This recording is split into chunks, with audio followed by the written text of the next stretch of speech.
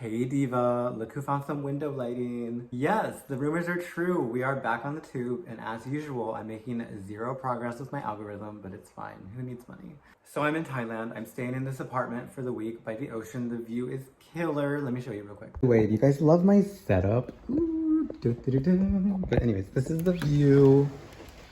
Awesome. A few random times over the last year, some people have asked me to make a video about teaching ESL in Hawaii, especially after I did this video. And yeah, I totally think that should be a video. And if you're one of those people that did message me about the video, I'm so sorry. This is like 16 months late. I'm breaking this into 4 parts. Number 1, the credentials you need, payment to expect, and schedule to expect. And 2, how I ended up in Hawaii in 2009 and why this matters if you want to move there. 3, tips for success and issues I see with teachers who think they can do Hawaii and then they come to Hawaii and then they make it less than 3 months. 4, cultural considerations if you want to move to Hawaii. Credentials. The minimum you need is a CELTA certificate. This is showing that you have the minimum experience in teaching people how to speak English, how to teach English grammar, pronunciation, reading, listening, writing, all that good stuff. It's a certificate that's recognized globally, so no matter where you go in the world, like people know what CELTA is. ESL can be kind of tricky to find. It's not everywhere, not every university has an ESL program, which is why in our field, sometimes a CELTA certificate is kind of held in the same regard as like a bachelor's degree. I didn't get a bachelor's in TESOL, but I did go to a university that had a TESOL program. So they actually had a TESOL certificate, which is what I did. My bachelor's is in communications, which has literally helped me this much and has literally gotten me 0 jobs. Oops. Hawaii is a great place to study TESOL. All the universities on the island of Oahu have the program or a certificate program, so it's a great place to study what we do.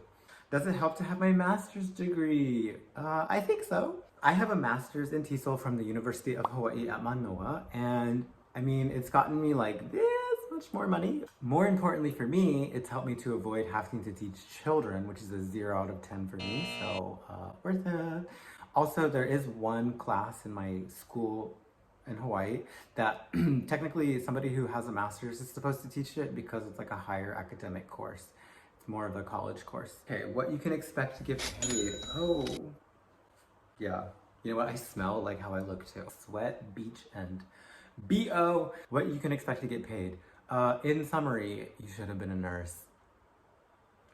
By teaching ESL in Hawaii, it's nothing like teaching in the public schools. We don't need state licensing, but we also we don't even work a full day really. We don't get summers off, and a lot of times we don't get benefits. I entered the for-profit ESL industry in Hawaii in 2016, right out of grad school. I did teach ESL before that in another country, this one.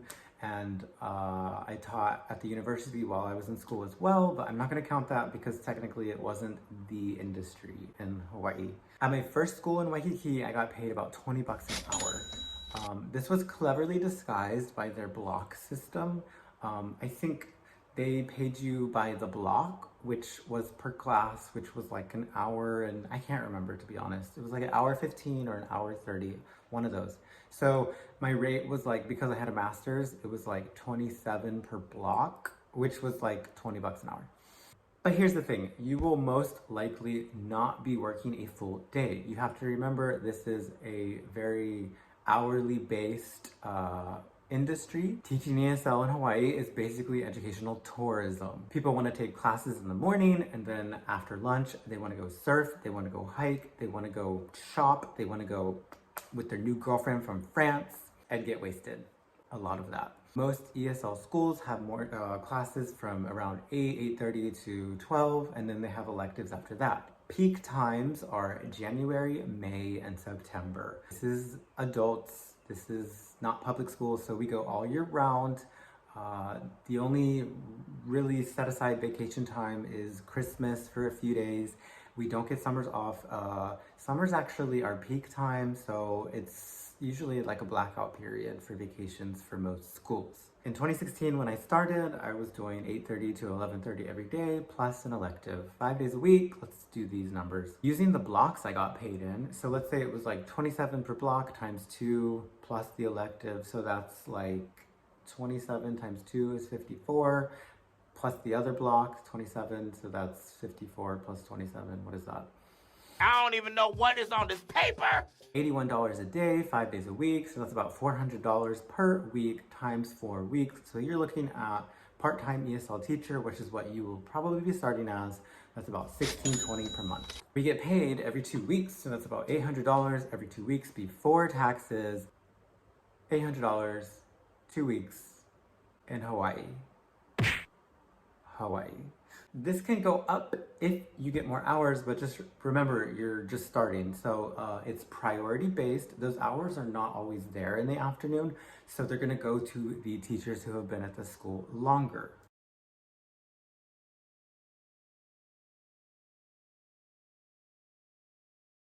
Every school I've worked at, there are maybe like 2 full-time teachers who've been there for like ever, and everybody else is part-time. So what does everybody else do, you might ask? A second job, obviously. This is Hawaii. Nobody can live on $16-20 a month, except for me.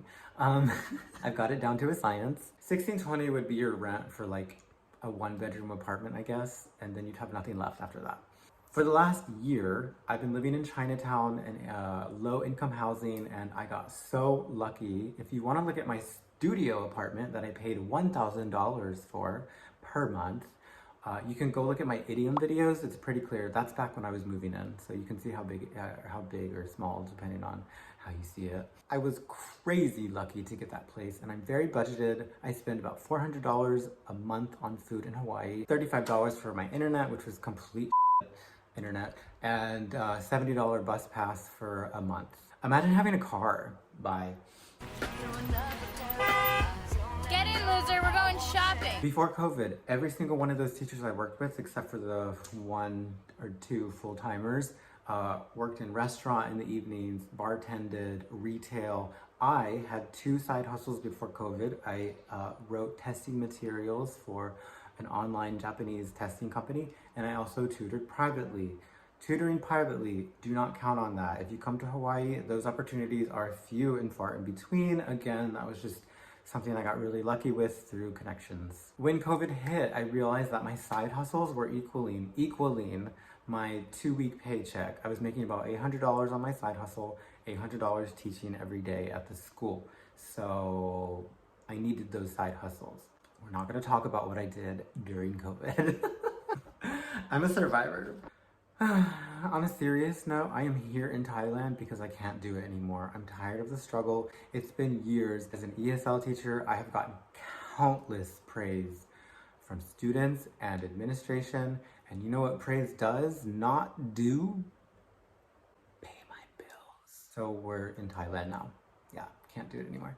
Okay, so money now, that was 2016. I just left my school in Hawaii, April 2022. I hated my first school so much. My first school was awful to teachers. It was the teacher factory, and I would never go back, but they did pay me more than my, I guess, current school, the school that I just left. You know, I love that school that I left. We left on good terms. I will go back if I ever need to. It's a great school, but the payment was after a few years, and with my education, it's not much more than 20 bucks an hour. So just so you know.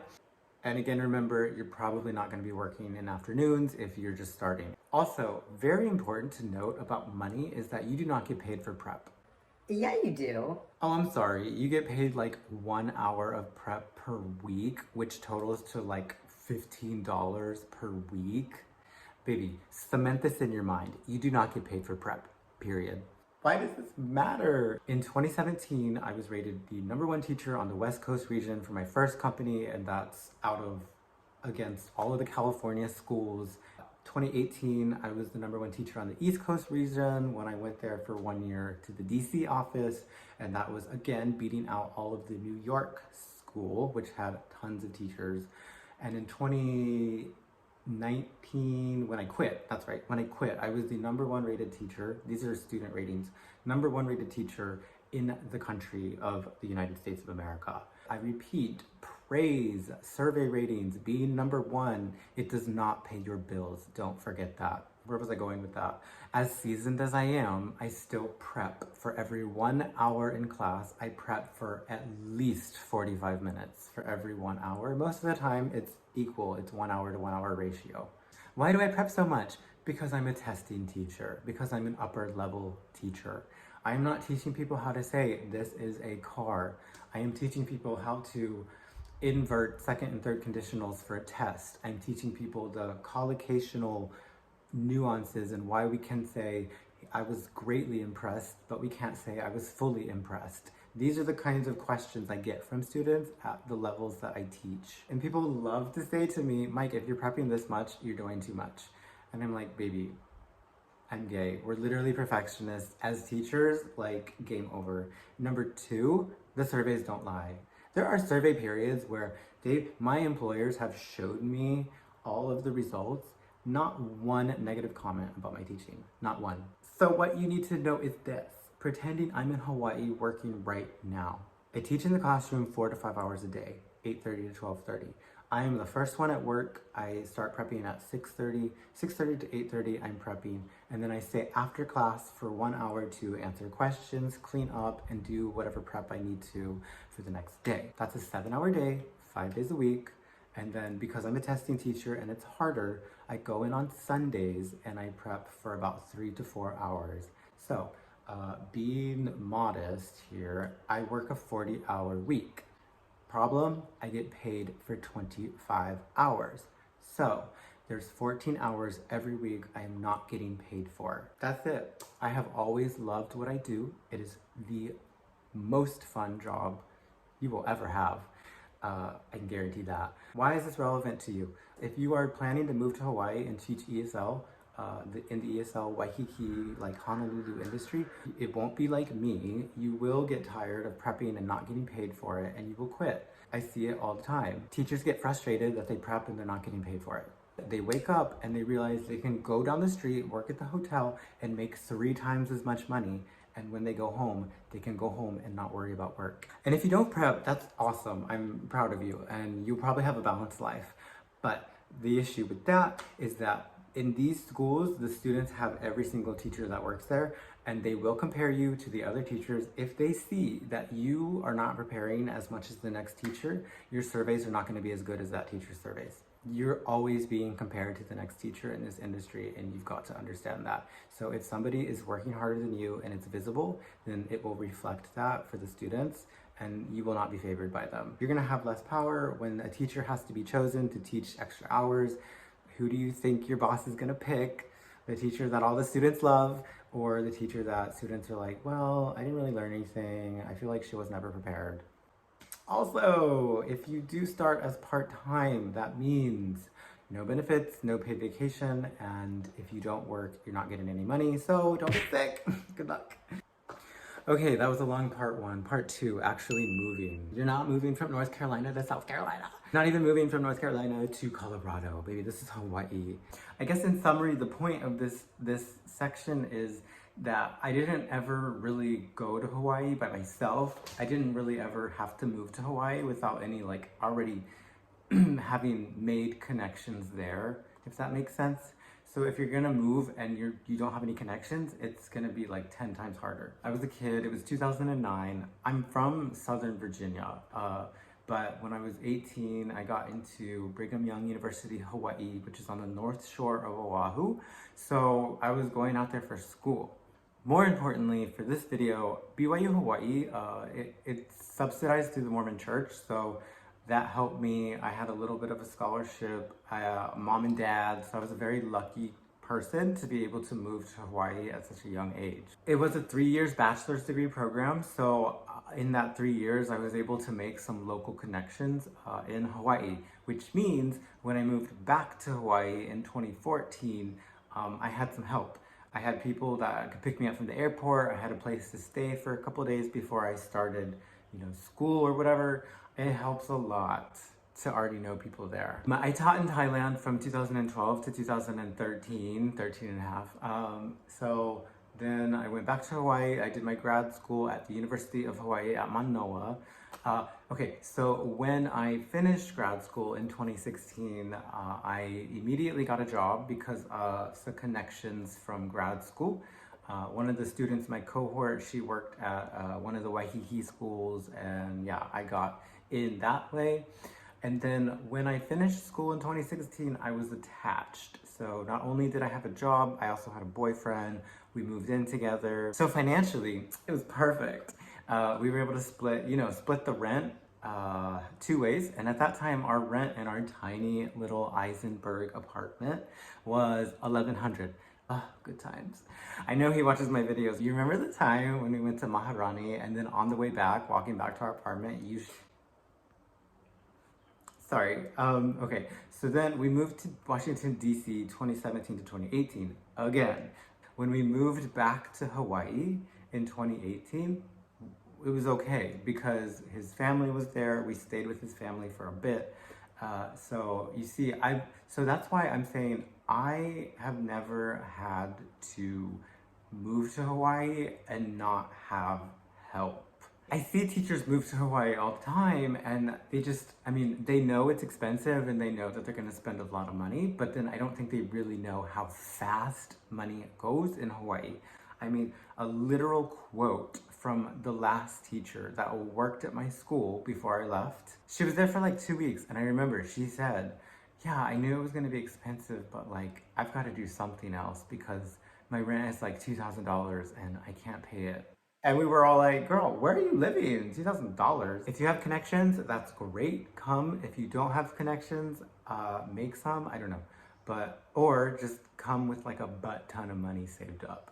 Oh, but if you're married to somebody with money, then that's great. That usually works just fine. Okay, section 3, tips for success coming from the face of success.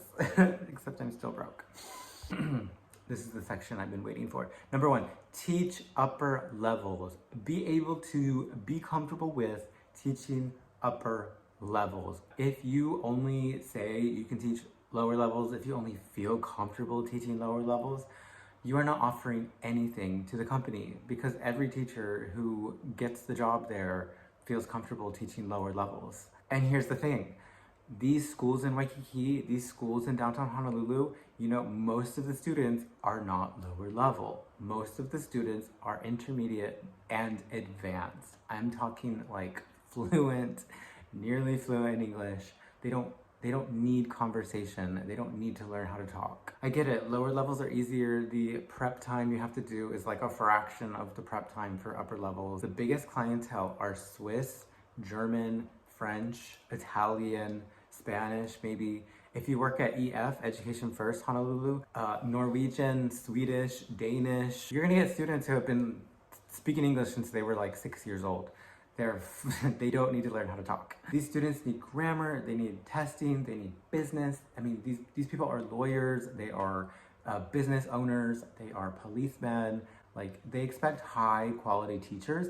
And I'm not saying that if you can only teach lower levels, you're not a high quality teacher. I'm just saying, like, they want a teacher that is able to answer their grammar questions because they're gonna have those questions every day. If you apply for these jobs and you say, oh, I feel comfortable with and I love to teach upper levels and testing and grammar, and you can deliver, like, you're gonna get hired. When I applied to all of my companies, that was my biggest sell. They're like, yeah, we really need a testing teacher. Like, yeah, we really need somebody to teach Cambridge. So I guess tip 2, kind of related to tip 1, grammar and testing. Like, those are the 2 sub-fields of ESL that if you are good at them, like, you are never going to have to worry about having a job in the ESL schools in Hawaii.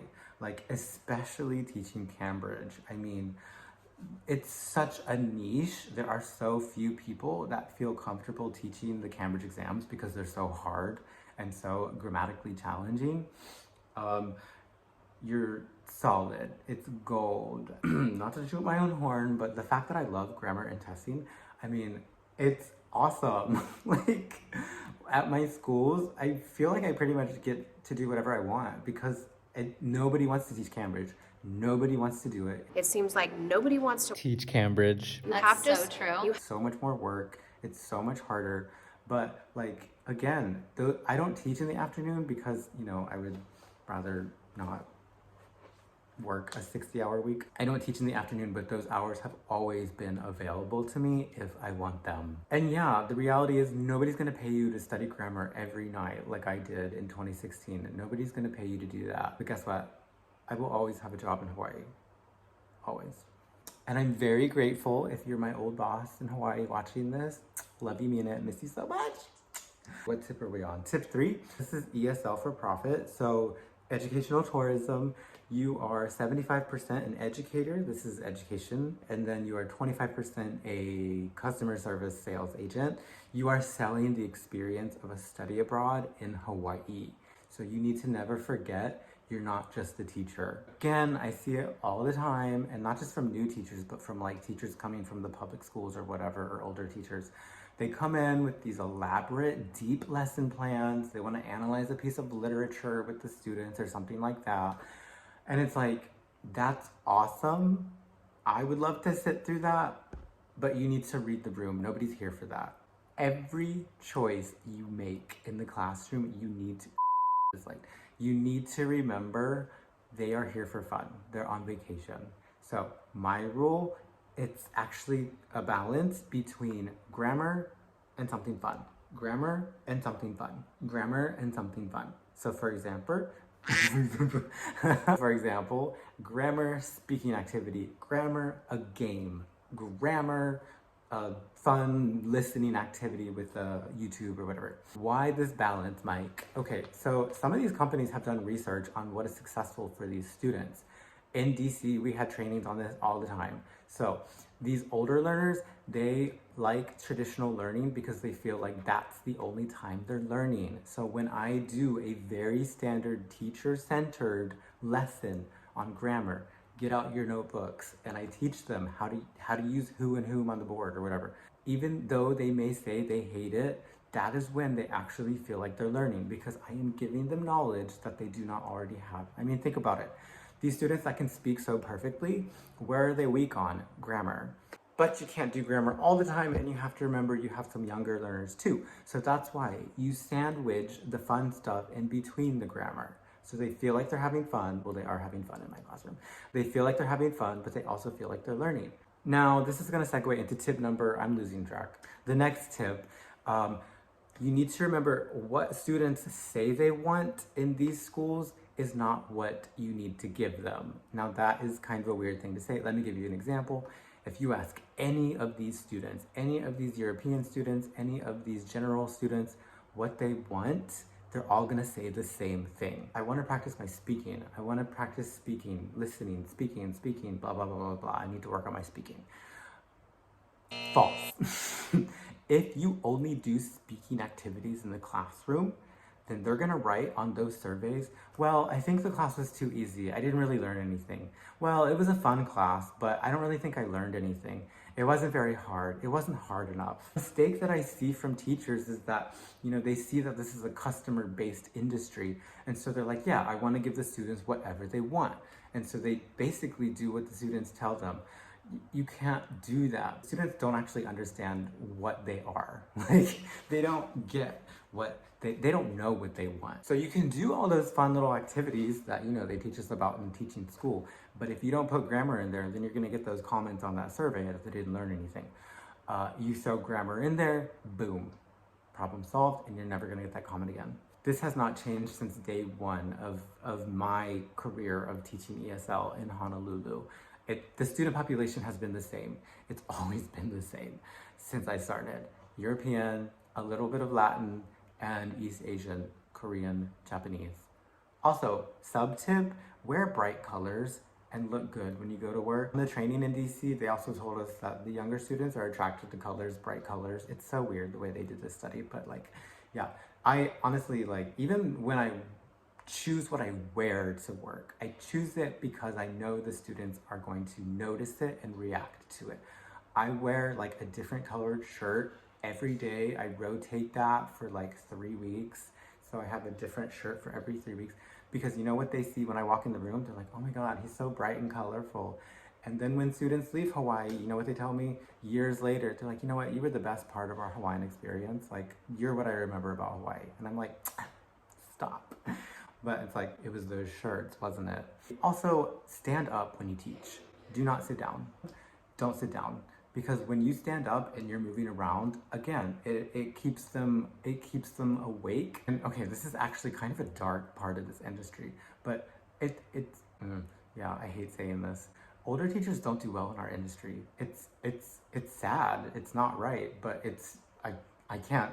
When students have a teacher who sits down in the corner of the classroom and, like, you know, teaches sitting down or whatever, those teachers never last. Those teachers are usually gone in a couple weeks or they get fired because the students will usually go complain and they're like, we don't like this teacher. You know, she never, literally students have said this teacher never stands up. And so that's why if I have a chair, like a teacher's chair in my classroom, you can ask any one of my coworkers this. I will, at the beginning of every class, I move that chair out of the classroom so I never sit down until I've at least established like super rapport with my class that I'm a good teacher. But like standing up, if your legs are gonna fall off, don't sit down. You better work, bitch. Okay, in school, everything is about communicative language teaching. When they teach you to be an ESL teacher, oh God, it drives me insane. Everything is about speaking, communication. Let's make meaning together. Okay. You're not a teacher, you're a facilitator. Everybody should make meaning together. Well, guess how surprised I was when I started teaching C2 or when I started teaching Cambridge. And it's like, wait a minute, we're studying for tests and other things like that.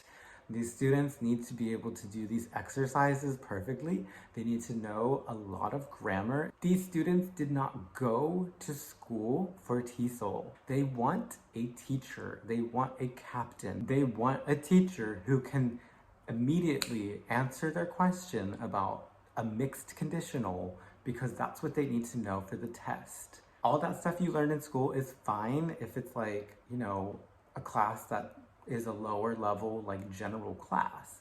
But higher levels, testing, move it along. I do communicative activities every day in the classroom as my warm-up or as my in-between activities, as the fun stuff, as the whatever. If I could, I would be completely teacher-centered. Like, listen to me. I love it so much. So you need to be able to mix, okay? You need to be able to mix and you need to be very comfortable mixing the two methods. These guys are customers, okay? University students do not have sales agents. Your students do. Oh, God. My stomach hurts. Okay, last section, cultural considerations. This is, it's 2022. The indigenous people have spoken. Nobody wants you in Hawaii. Sorry. The people of Hawaii have been through a lot, okay? Their water was poisoned this last year by the US military. They have a water shortage. Oh, we don't have time to go through all the systemic violence that has been heaped upon the Native Hawaiian people and the local people that live there. They don't need and they do not want more people moving to Hawaii. If you're on TikTok, you already know this. Like, literally all the videos from Native Hawaiians are like, stop moving here. They're literally asking people, and they've been asking for years now, stop moving to Hawaii. But I want to. I know, and I know you're going to, but I'm just telling you what you're getting into. And I'm not innocent here at all, okay? I'm not. I have always been very aware that I'm a visitor there, and I would never, ever in my life call myself local, even though I've lived there for 10 plus years. Oh, no. And that's the thing. When you move here from the mainland, you need to know your place. Like, keep your head down, yield to the people that live there. Like, you're a visitor, and you need to never forget that. I hate to sound bitchy. No, I don't. I like to sound bitchy. But I guess I get so tired of seeing people come to Hawaii for like a year or two and just completely get such a like watered down experience of it. And also they treat it like the mainland. Like, there are so many people that move there and they try to treat it like the mainland, and it's not the mainland. And it drives me crazy how many white people I've heard in Hawaii say, oh, I've never experienced like the racism like I experienced on Big Island, or oh, I don't go over to this part of the island because I just feel like people are so racist. And I'm like, it's so tone deaf to say that to any brown person in America.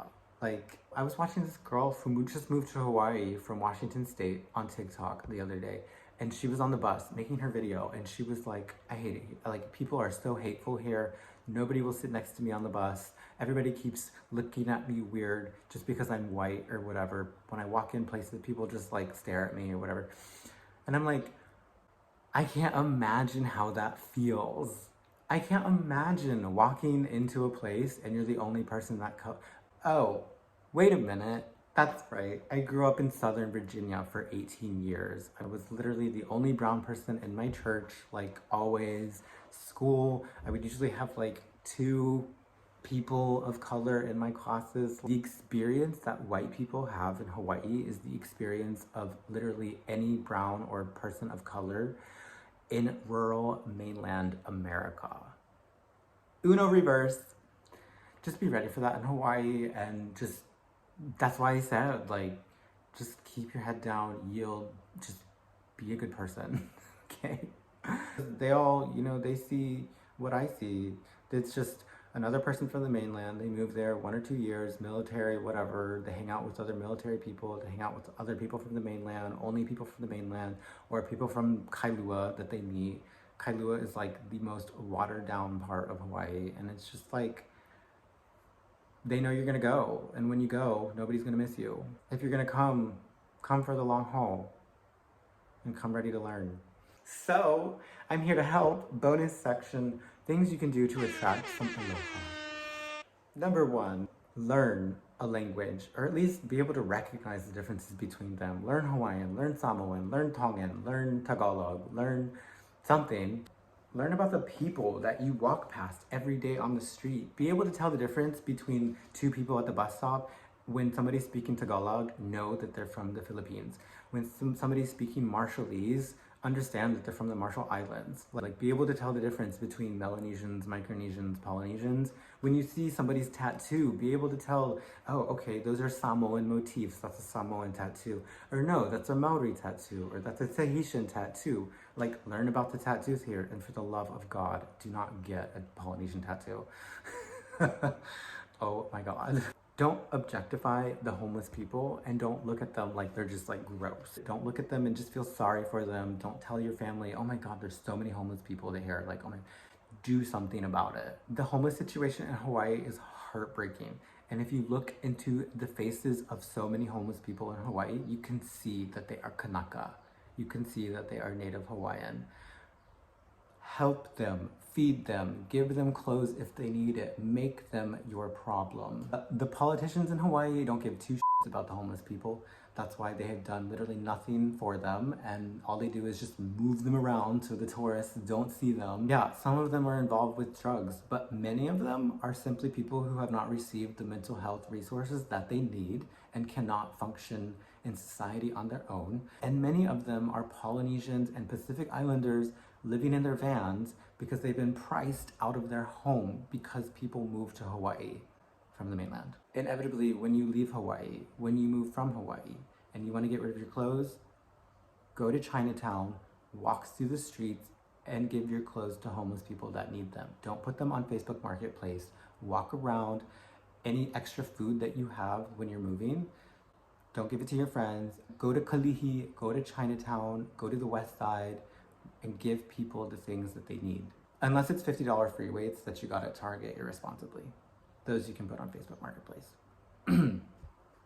Okay, well that went in a different direction, but okay, I hope this helps. I don't know, it's just like countless times I've seen people move to Hawaii, they do all the hikes, they do all the beaches, they get all their pictures, whatever, and then they go, they're like, oh, I'm so tired of it here. They're like, oh, okay, it's time to move on, like Hawaii's so small, I'm feeling kind of like island fever, and then they just go. And then bye. It's kind of like somebody like makes you a birthday cake. And then they go give you that birthday cake, and you take a spoon and you just like, you eat a little icing and you're like, thanks, that was so good, I'm finished. It's 2022, and all of this, I mean, it's humbling. It really is. Even for me as a visitor, it's hard to swallow sometimes, but this is what I am with you in this group. I'm not innocent. We have to realize when you move to Hawaii from the mainland, you're taking from the people that live there. You're taking from the native people. So if you're gonna move there, you have to find some way to give back. You have to understand these people have had everything taken from them, and you have to find some way to give back. It doesn't matter how, who it is, you just have to, you can't just take.